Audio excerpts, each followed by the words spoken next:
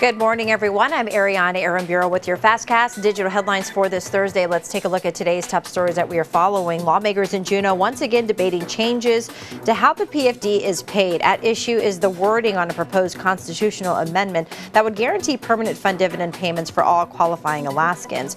Supporter and Nikiski Representative Ben Carpenter says the House Joint Resolution requires the state to pay the annual PFD according to a formula in the statute rather than by the annual appropriations process, ending what he says is the PFD being used as a, quote, deficit reduction solution. Last night, multiple amendments were introduced ranging from excluding those making $150,000 a year or more from being eligible for a PFD to excluding those who are not employed, but all of those amendments failed. Two-thirds of both the State House and Senate would need to approve the legislation before it could possibly go to the voters in the next general election, and this could be voted on by lawmakers as early as tomorrow.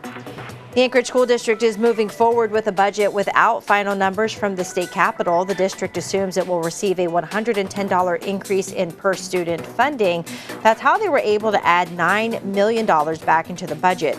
Still, the budget going to the Assembly for approval will cut funding for district administration and add fees for activities and rentals.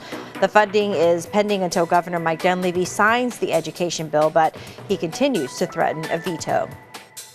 And it's a bill that has run the gauntlet through the state capitol. Started as a proposal to increase rural school internet speeds, but now SB 140 is a historic education funding package that school districts across the state say they desperately need for their students, something Bethel Representative CJ McCormick is urging the governor and lawmakers to reach a compromise.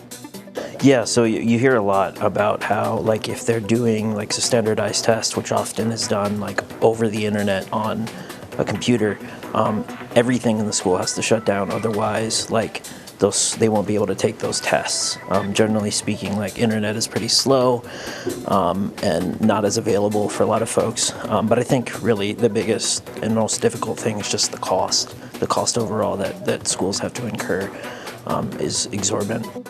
In the education bill lawmakers passed, Governor Dunleavy, though, has not signed, propose adding $40 million to match federal funding so schools can pay to boost internet download speeds from 25 to 100 megabytes per second.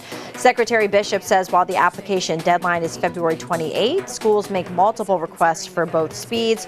That way, even if the new money is vetoed, they could still remain eligible for grants. Those applications, Bishop says, are not finalized until March 27th. I'm also really excited that you don't have to stand outside in the cold.